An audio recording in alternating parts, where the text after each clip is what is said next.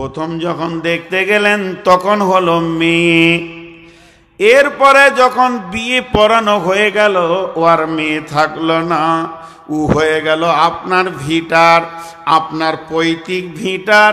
এখানে আপনার 7 পুরুষ কবরে গেছে, সেই পৈতৃক ভিটার তিনি হলো বৌমা।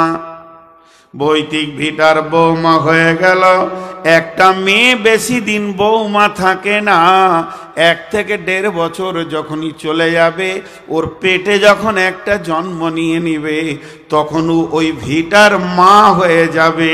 তার মানে এখন ওর দামটা কত বেশি, ও এই ভিটার মা। আর তুই গেছিস পরের বাড়ি, শ্বশুর বাড়ি, আল্লাহ তোকেও সুখে রাখুক, তুই ওটার মা। তুই ওখান থেকে বাপ ভাইয়ের বাড়ি বেড়াতে এসে ভাই আর ভাবির মধ্যে ফাটল লাগাতে যাস না, জিন্দেগিটা তোরই চলে যাবে, এদের জ্বলবে না, এরা সাময়িক কষ্ট পাবে। এবার এই মেয়েটাকে নন্দে জ্বালিয়ে জ্বালিয়ে কলজেটাকে পুড়িয়ে দিয়েছে। যখন ওর পেটের ছেলেগুলো একটু বড় হবে, সকাল সন্ধ্যা বলবে তোর ওই ফুপুটা আমাকে জ্বালিয়েছে, তোর ওই ফুপুটা বড় বড় কথা বলে গেছে, তোর এই ফুপিটা হলো বড় বদমাস। মায়ের কথা তখন ছেলেরা ধ্যান দিয়ে শুনবে। পৈতৃক ভিটাতে ভাতিজারা আর তোকে উঠতে দিবে না, তোর কথায় তোর ভাতিজা চলবে না, বরং তার মায়ের কথাই চলবে।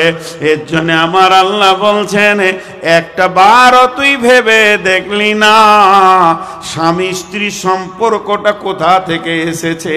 এর ভিতরে তুই ফাটল লাগাতে গেলি, এর ভিতরে তুই দুশ্মন হতে গেলি। তাই আমার আল্লাহ বলছেন, ইয়া আইয়ুহান নাসুত্তাকু রাব্বাকুমুল্লাযী খালাকাকুম মিন নাফসিন ওয়াহিদাতিন ওয়া খালাকা মিনহা যাওজাহা ওয়া বাসসা মিনহুমা রিজালান কাসীরা ওয়ান নিসা ওয়াত্তাকুল্লাহাল্লাযী তাসাআলুনা বিহি ওয়াল আরহাম ইন্নাল্লাহা কানা আলাইকুম রাকিবা।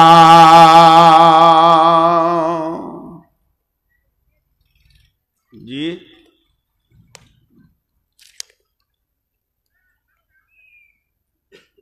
আল্লাহ তাবারাক ওয়া তাআলার একটা আয়াত আপনাদেরকে দিলাম, দ্বিতীয় আয়াতে যাচ্ছি। মাঝে খালি একটা ছোট করে কথা আপনাদেরকে জিজ্ঞেস করব, যে যুক্তি কথাগুলো আয়াত থেকে বললাম এগুলো বর্তমানে চলছে কি চলছে না? মানে বাড়ির বউটাকে শেষ করে দিল জাতি। এবার আরেকটা আয়াত বলবো, ওখানে দুটা যুক্তি দিব। বিসমিল্লাহির রহমানির রহিম। ওমিন আয়াতিহি আন খালাকা লাকুম মিন আনফুসিকুম আজওয়াজাল লিতাসকুনু ইলাইহা ওয়া জাআলা বাইনাকুম মাওয়াদ্দাতাও ওয়া রাহমা ইন্না ফি যালিকা লাআয়াতিল লিকাউমিন ইয়াতাফাক্কারুন। জি, আপনারা মনোযোগ দেন। আয়াত মানে হলো নিশানা, আয়াত মানে নিশানা। তো আপনি আল্লাহকে খুঁজছেন, আল্লাহ কোথায় আছে, আল্লাহকে কি করে পাবো? তো আল্লাহকে পাওয়ার ব্যাপারে বহুত নিশানা আছে। জমিনটাকে বানালো, নিশ্চয়ই বানানেওয়ালা আছে, তিনি আল্লাহ। এ বিশাল আসমানকে বানালো, যিনি বানানেওয়ালা তিনি আল্লাহ। এই উটকে কে বানালো, এই পাহাড়কে কে বানালো, এই দিনটাকে বানিয়েছে, রাতই বা কে বানিয়েছে? রাতের পরে দিন, দিনের পরে রাত, রাতের পরে দিন, এই রোটেশনটা লাগিয়ে রেখেছে কে? চারিদিকে যেদিকে তাকায় আমি যেন আল্লাহর কুদরতের ভিতরে ডুবে যাই, আমার মাথা যেন কাজ করে নিশ্চয় আল্লাহ বলে একজন আছে। তাছাড়া এই বিশাল সাম্রাজ্য, দিবারাত্রির পরিবর্তন, এইগুলোকে কে আটকে রাখবে? এগুলোকে কে সাজাবে?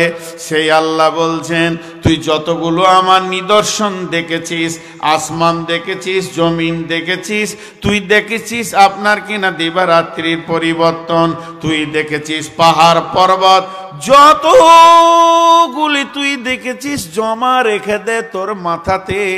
আমি আল্লাহ আর একটা তোদেরকে নিদর্শন দিছি, তোরা খেয়াল করিসনি, হয়তো তোদের চোখে পড়েনি। সেটা হলো কি, ওমিন আয়াতিহি আন খালাকালাকুম মিন আনফুসিকুম আজওয়াজা। আমি তোদের আত্মা থেকে তোদের বিবিকে বানিয়েছি রে, তোদের মজার আনন্দের বান্ধবীটাকে আমি বানিয়েছি, তোদের বিবিকে বানিয়েছি, তোদের আত্মা থেকে আমি বানিয়েছি রে। কেন বানালাম, কেন বানালাম, কেন বানালাম? তার ভিতরে কি রেখে দিয়েছি? ওই বিবিটাকে লিতাসকুনু ইলাইহা ওয়া জাআলা বাইনাকুম মাওয়াদ্দাতা ওয়া রাহমা। সে তোকে শান্তি দেবে, শান্তিতে রাখবে, আর দুইজনে মাখামাখির ভিতরে আনন্দ জগতে তোরা ভেসে যাবি। এটা আমি বানিয়েছি। লিতাসকুনু ইলাইহা, তোকে শান্তি দেবে, রহমত দেবে। যে আমার আল্লাহ চ্যালেঞ্জ দিচ্ছেন, চ্যালেঞ্জটা কি?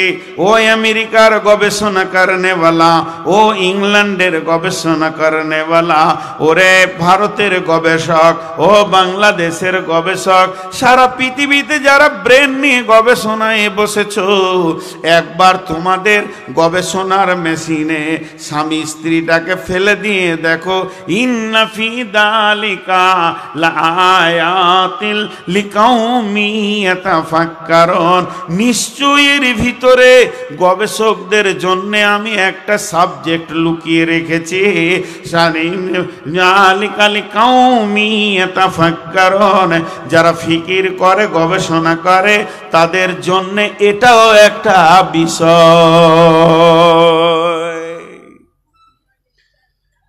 এই আয়াতটার ভিতরে কয়েকটা যুক্তি কথা বলবো, উঠবেন না। কয়েকটা, একটা দুটা লয়, মা বোন ধৈর্য ধরেন। প্রথম আয়াতটা আল্লাহ শুরু করলেন, ওমিন আয়াতিহি আন খালাকালাকুম মিন আনফুসিকুম আজওয়াজা। আমার নিদর্শনের ভিতরে আর একটা নিদর্শন হচ্ছে, তোর আত্মা সম্পৃক্ত শান্তি থেকে তোর বিবিকে বানিয়েছি। আত্মা সম্পৃক্ত থেকে তোর বিবিকে বানিয়েছি। কেন? লিতাসকুনু ইলাইহা। ভাইয়া, একটা কথা আপনাদেরকে আমি জিজ্ঞেস করি, উত্তর দেবেন। আমার জানটা জ্বলে গেল। মানুষ বলে না? একবার হ্যাঁ না দেন। কথায় কথায় কোনো বিরক্তিকর কিছু ঘটনা ঘটে গেছে, তোকে যদি বলা হয় যাই তুই চুপ কর, বলে আমার জানটা জ্বলে গেল। এই যে জানটা জ্বলে, এটা দেহের সাথে সম্পর্ক আছে? ওকে ইঞ্জেকশন দিলে এই মনের জ্বালাটা বন্ধ হবে? হবে না। তাহলে মনের জ্বালার কথা বলছি, দেহ জ্বলার কথা বলিনি। এখানে আগুন দেবেন, পূর্বে জ্বলবে, মলম দেবেন, ঠান্ডা হবে, ভালো হবে, এটা বলিনি। ভিতর যে জ্বলে যাচ্ছে, আমি অশান্তিতে আছি, এইটাকে শান্তি দেবে। আল্লাহ বলছেন লিতাসকুনু ইলাইহা, তোর বিবি দেবে। পৃথিবীর কেউ দিতে পারবে না, তোর বিবি দেবে। কি হলো?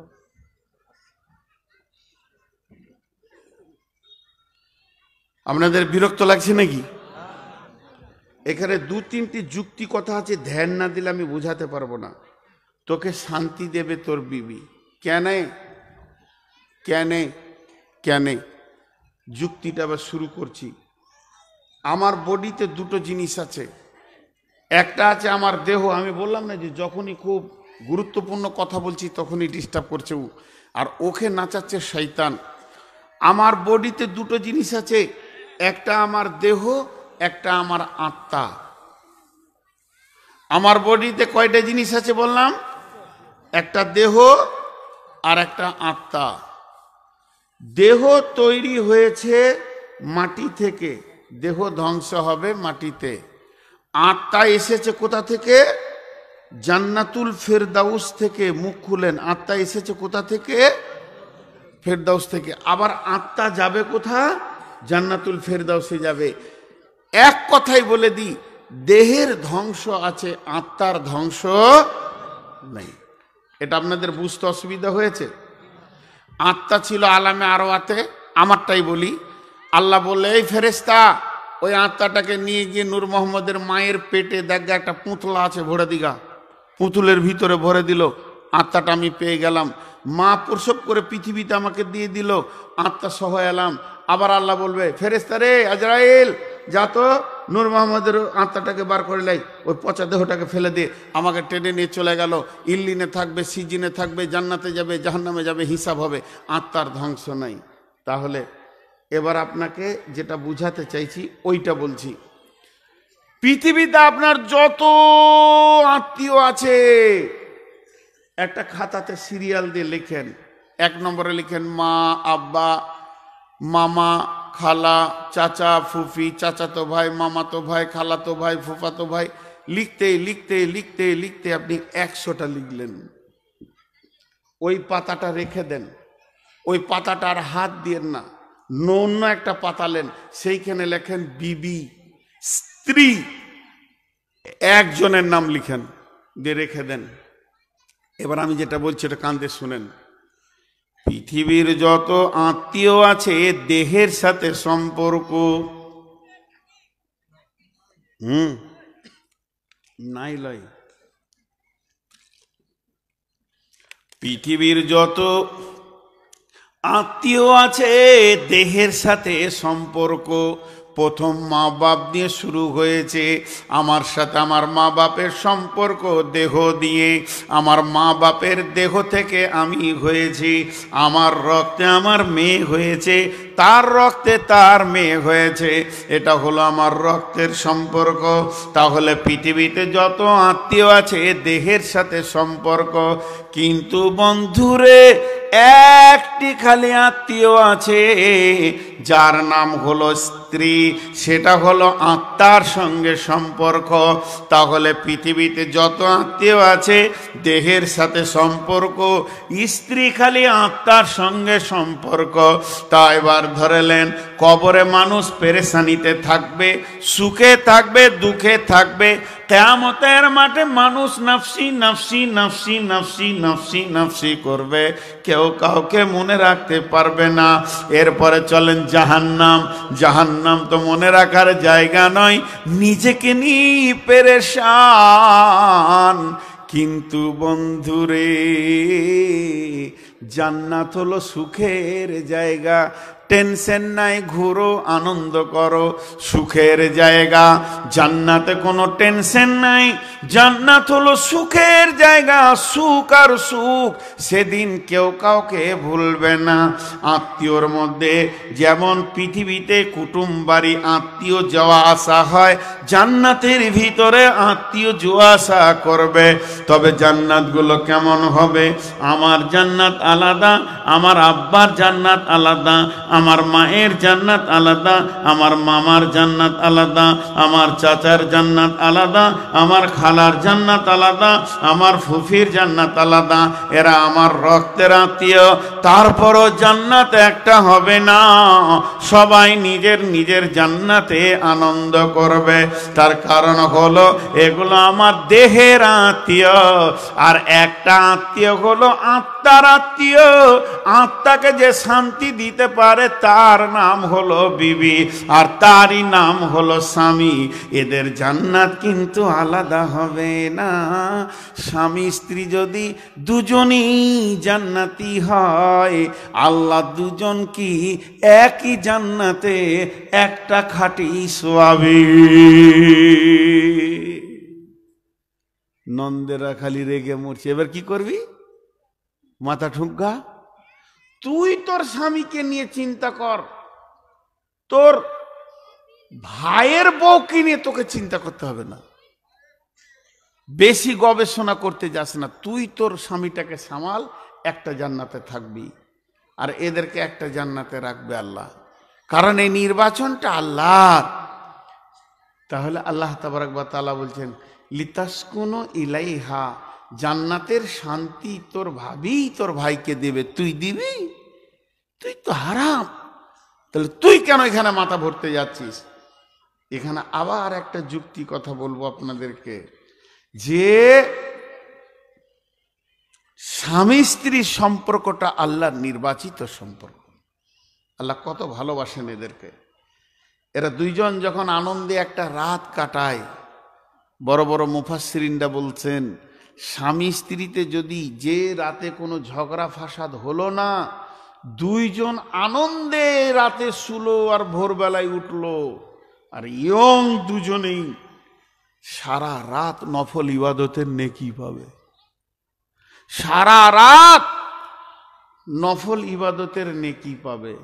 কিন্তু আমার যেগুলো খালামা আছে এখানে, মানে আমার বয়সে অনেক বড়, হিসাব করে অঙ্ক করে দেখতে গেলে ওই মেয়েটার পেটে আমার জন্ম, আমার যা বয়স, সেই খালাদের হাতগুলো ধরে দুটো কথা বলছি। এই পৃথিবীতে সব থেকে বড় জালেম হলো শাশুড়ি। এক একটা বউকে যা অত্যাচার করে শাশুড়ি। খালামারা কেন, একটা ছোট্ট অরিজিনাল ঘটনা শোনাচ্ছি, এটা গল্প নয়। কোনো এক মহিলাকে আমি দেখা করতে গেছি কোনো একটা কাজে, তো পাশে বসে আছি, তো সম্পর্কে ফুফু হলো, দূরাদূরি আছি। তা আমাকেও বলছে, বাপ ছোট বেটিটার বিয়ে দিয়েছি, জানটা ঠান্ডা হয়ে গেল। আমার জামাই আমার বেটি ছাড়া কিছুই বুঝে না, যা বলবে তাই শুনবে, তোদের দোয়া ছিল তো জানটা ঠান্ডা হয়ে গেল। তার মানে কি? এটা হলো সম্বলপুর, বেটির বিয়ে দিয়েছে গাজলে, বেটি শ্বশুর শাশুড়ির সঙ্গে ঝগড়া করে স্বামীটাকে নিয়ে এসে বাপের গায়ে বাস করছে, দিয়ে ওর কলিজা ঠান্ডা হয়ে গেছে। তা আমি হালকা করে বললাম, ছেলেটা কোন গ্রামে, তার নাম করলে? বললাম ওই গ্রামে ওর বাপ মা বেঁচে আছে। বলে আছে। যায় না, আমার বেটি ছাড়া কিছু বুঝে না। আমি বললাম হচ্ছে 1 নম্বর পাক্কা শয়তান। ওর মাকে যে জিজ্ঞেস করবো যে তোর বেটা কেমন। মেয়েদের হচ্ছে এটা অভ্যাস, কারণ ওর মেয়েকে ভালোবাসছে, বাপ মা ছেড়ে দিয়েছে, 2 সার্টিফিকেট দিচ্ছে যে আমার জামাইয়ের মতো ভালো ছেলে এই দুনিয়াতে নাই। কিন্তু শুধু ওর নিজের বেটাটা, ওর বেটিকে, আপনার এখানে সম্বলপুরের একটা ঘরে 2টো বিয়ে হয়েছে। কিরকম? ভাই বোন একই ভোজে বিয়ে হয়েছে। ভাইয়ের বিয়ে হলো ধরেলেন পীরগঞ্জে, বোনের বিয়ে হয়ে গেল গাজলে, একই ভোজে বাপ সেরে নিল, খরচাটা একটু বাঁচে গেল। কিন্তু এই 2টো ছেলের বিয়ে দিয়ে 2খানা জিনিস এই ফ্যামিলিতে এসেছে, নতুন মেহমান। বোনের পরিবর্তে পেয়েছে একটা জামাই, বাড়ি একটা ফ্যামিলি, নতুন মেহমান। আর ভাইটার বিয়ে দিয়ে ঘরে একটা বৌমা পেয়েছে, তাহলে 2টো নতুন মানুষ আছে। জি, এবার ওই বেটিটা এখানে আছে, জামাই এসছে বেড়াতে, মোটর সাইকেল দিয়েছে নতুন জামাইকে, দিয়ে একদিনে 12 ঘন্টা হয়, সকাল থেকে সন্ধ্যা পর্যন্ত। এই 12 ঘন্টাতে 18 বার খালি বেটিটাকে নিয়ে গাড়ির পেছনে, একবার কুমারগঞ্জ একবার ঘর, একবার কুমারগঞ্জ একবার ঘর, একবার শামসি একবার ঘর, আবার একবার বলছে চলো না ঘুরে আসি পীরগঞ্জ থেকে ঘর। স্ত্রীকে ভালোবাসছে, স্ত্রীকে পেছনে করে মোটর সাইকেলে নিয়ে যাচ্ছে, মায়ের কলিজাটা বড় হচ্ছে। আহা হা, জামাই রে, আমার কোন পুরুষের দোয়া ছিল ভালো জামাই পেয়েছে, আমার বেটিকে নিয়ে খালি ঘুরছে। একটা ছোট কিছু আনতে যাচ্ছে, চলো দুইজনাতেই যাই। আর স্ত্রীকে পেছনে করে মোটর সাইকেলে নিয়ে যাচ্ছে, তো নেকির কাজ, সবের কাজ, ভালো কাজ, গুনহালয়। বিয়ে করা বউ খুব ভালো। আর বেটাটা, ঘরে বউটা আছে, বেটাটা সারাদিন মাঠে কাজ করতে করতে জুমার দিন 11টার সময় ঘর চলে এসে গোসল টোসল করে জুমা পরে ভাত খেয়ে শুয়েছে।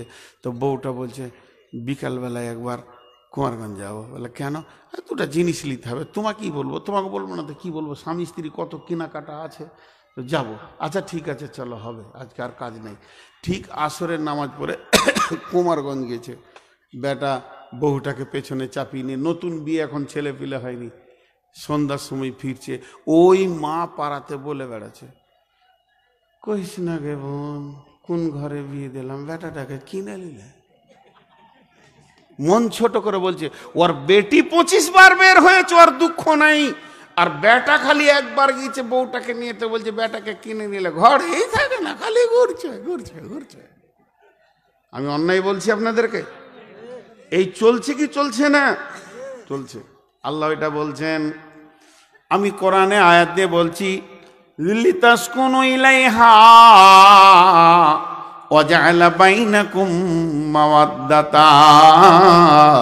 হে পৃথিবীর মানুষ শুনে লাও, তোমার দিল বেচैन হবে, তুমি ক্লান্ত হবে, তোমার মন বেচैन হয়ে যাবে, মায়ের গলাটা জড়িয়ে ধরবে, মা তোমার গালে দুটো চুমা দিয়ে দেবে, খোকন রে আমার মনটা শান্তি হয়ে যাবে। এটা আমি খারাপ বলছি না। যেখান থেকে আসবেন মাকে কোলে নেবেন, মাকে গালে দুটো চুমা দেবেন, মাকে জড়িয়ে ধরবেন, কিন্তু বিবিকে একবার কাছে নিয়ে দেখেন কলিজাটা কত ঠান্ডা হবে। আমার রব বলেছে তোর সমস্ত উগ্রমতি ঠান্ডা করবে। বন্ধুরা আমার, জেনেলেন কেমন ঠান্ডা করবে? সে আমাকে শীতলতা দেবে, সামাজিক মানুষ বানাবে। এটা আমার মা পারবে না, এটা আমার বোন পারবে না, এটা আমার বেটি পারবে না, পৃথিবীর কোনো নারী পারবে না, একজনই পারবে, সেটা আমার বিবি। আমাকে সামাজিক বানাতে, সুন্দর বানাতে, ভালো বানাতে। আল্লাহ বলছেন এর জন্যে বিবির কাছে ফিরে গিয়ে দেখো তোমার বিবি তোমার জন্য রেডি হয়ে আছি। একটা উদাহরণ দিব, কজন বুঝবেন আর কজন বুঝবেন না আমি জানি না, আমি দিব, বুঝলে বুঝলে, না বুঝলে নাই। এত খোলাখুলি বলবো না, অনেক ছোট ছেলে আছে। সেটা হচ্ছে কি, একজন আমার বন্ধু, ধরেন আপনার গ্রামের আমার বন্ধু 5 লাখ টাকা নিয়ে এসছে ব্যাংক থেকে, টাকাগুলা গুনছে, আর টাকা এমন একটা জিনিস দেখলি হাত সুরসুর করছে। আমি খালি এরকম করছি, হায় রে আল্লাহ, অত নোটু একা গুনবে রে, আমাকে একটাও হাত দিতে দিছে না। যদি ওই টাকাতে হাত দিয়ে দিত, প্রথম শব্দ হবে চোর চোর চোর, আর পায়ের জুতা মালটা এবার শুরু করবে ধুপধাপ, চোর। হাজির টাকায় হাত দিলে চোর বলবে কি বলবে না? তো ওর টাকা দেখে যখন তোর হাত সুরসুর করছে, তো তোরও তো স্টেট ব্যাংকে বই আছে, যা নাম্বার দিগা দে 5 লাখ বার করে নিছে, তুইও লার, কচাল, অসুবিধা নেই। কোন অসুবিধা আছে কি? নেই। আল্লাহ তাবারাক ওয়া তাআলা বলছেন এটা একবার বলবো, দুইবার বলবো না, এক চান্সে বুঝে নিতে হবে। আল্লাহ তাবারাক ওয়া তাআলা বলছেন, পুরুষরে যখন তুই কারো বেটিকে দেখে নিবি, কারো বউকে দেখে নিবি, কারো খালাকে দেখে নিবি, কারো ফুফুকে দেখে নিবি, কারো মেয়েকে দেখে নিবি, যদি তোর মগজে উগ্রমূর্তি চলে আসে আর তুই সামালতে পারছিস না, এত সুন্দর মহিলা, মহিলা কি জিনিস, এটা যদি তোর মাথায় হয়, তাহলে ওর গায়ে হাত দিতে যাস না। চোর লুচ্চা বলে পিটে তোর চামড়া তুলে নিবে। তুই বাড়ি চলে যা, তোর বাড়িতে যেটা বিবি রাখা আছে, এই ব্যাংকে যে বই আছে, ওই ব্যাংকেই সেই নোটগুলি আছে। তুই যাকে দেখছিস তার কাছে যে সম্পদগুলি আছে, যেটা তোর ঘরের বিবি, তার বডিতেই অতগুলো মাল লাগানো আছে, তাকে তুই গলায় জড়িয়ে ধরগা, কোলে তুলে নিগা, চুমা খাগা, ব্যবহার করগা, তোকে সে শান্তি করে দেবে, তোর উগ্রমতি ঠান্ডা করে দিয়ে, লাখ সাবান দিয়ে গোসল করিয়ে তোকে সমাজে বের করে দেবে। পৃথিবীর কেউ তোর গায়ে হাত দিবে না, তোকে লুচ্চা বলবে না, তোকে মারবে না।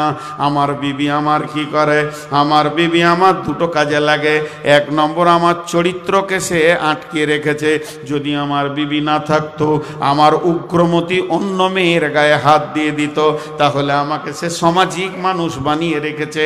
2 নম্বরে, আমার রক্তে, আমার বিচে, আমার সন্তান আমার কোলে সে তুলে দেয়, সে বহন করে পেটে, দুধ পান করায়, পায়খানা পেশাব সাফ করে, এত বড় কাজ করে, আমার রক্তের ছেলেটা আমার কোলে তুলে দেয়।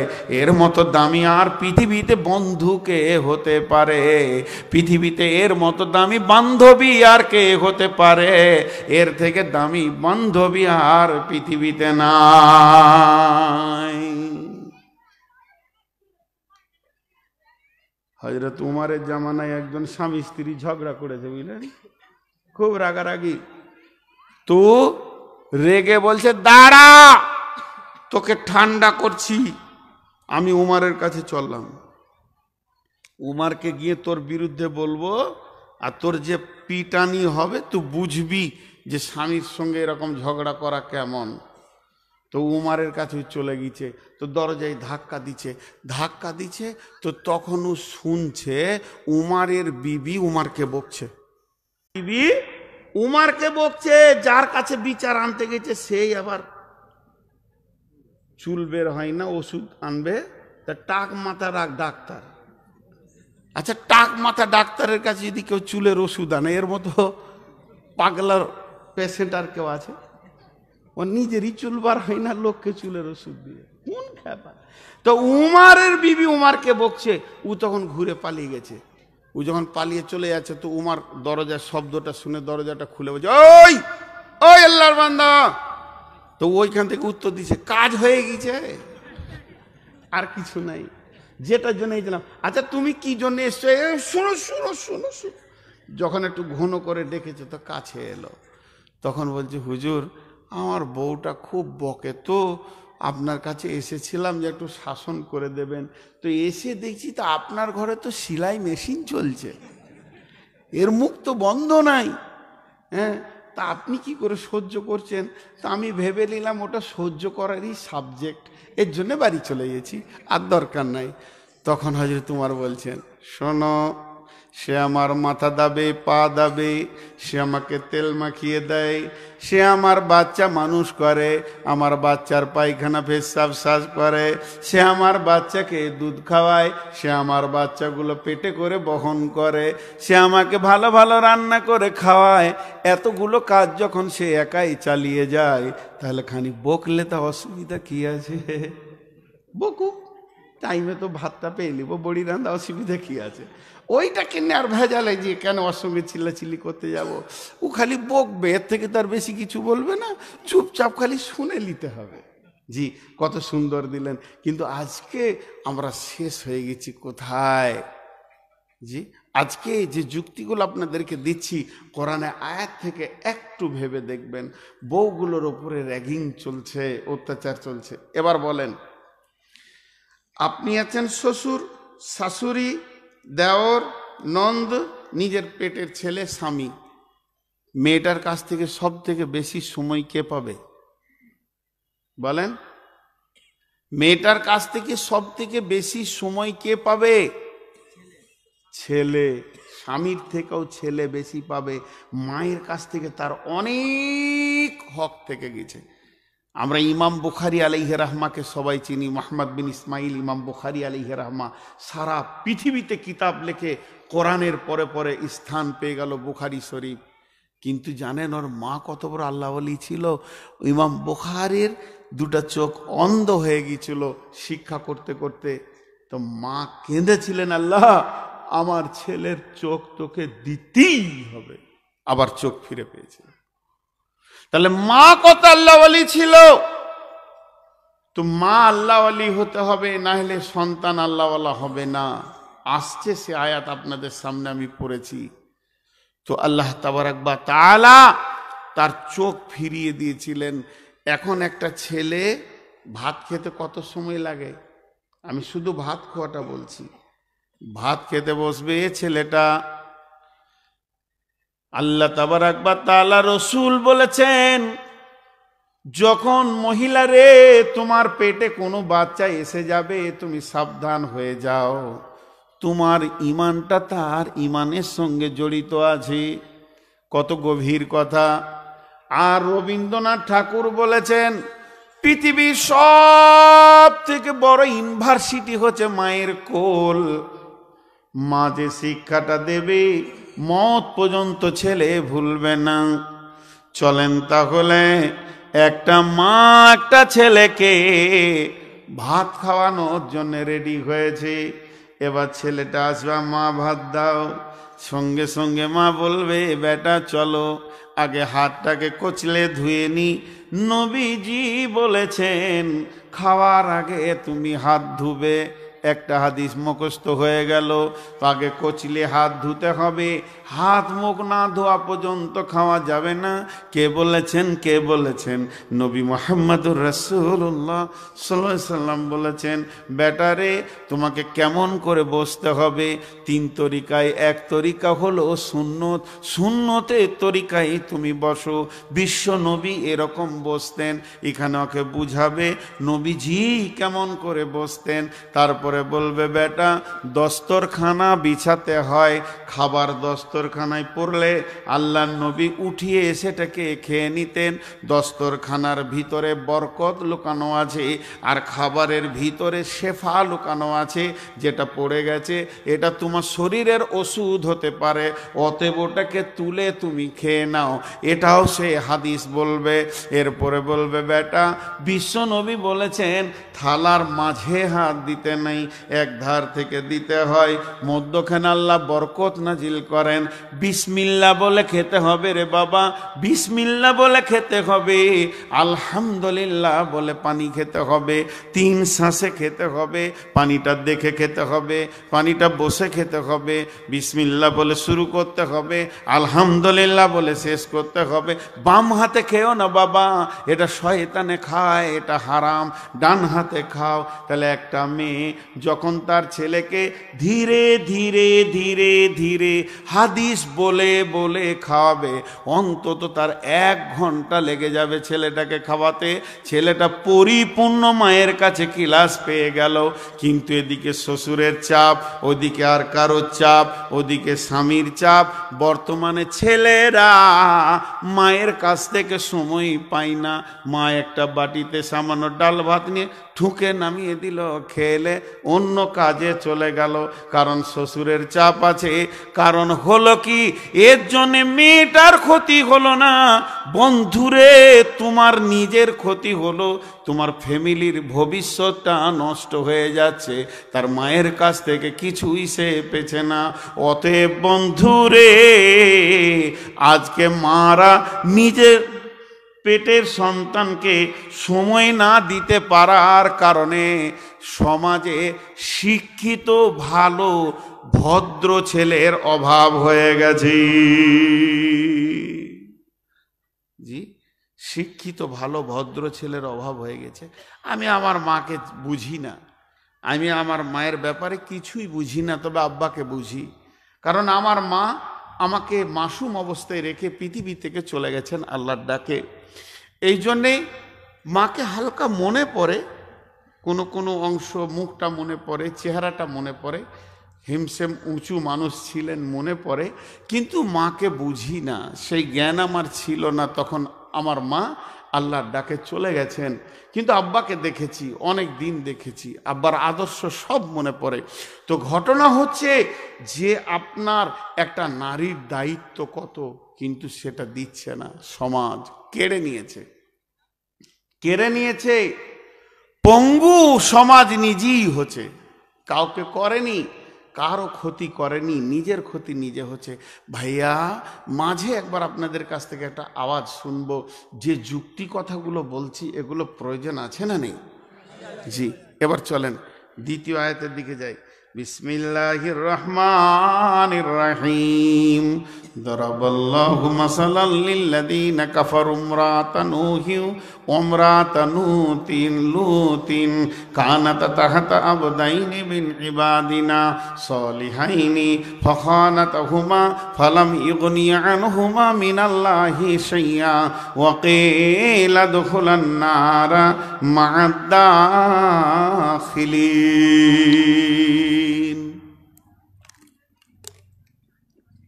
মা বোন সবর করেন, পালাইছেন নাকি?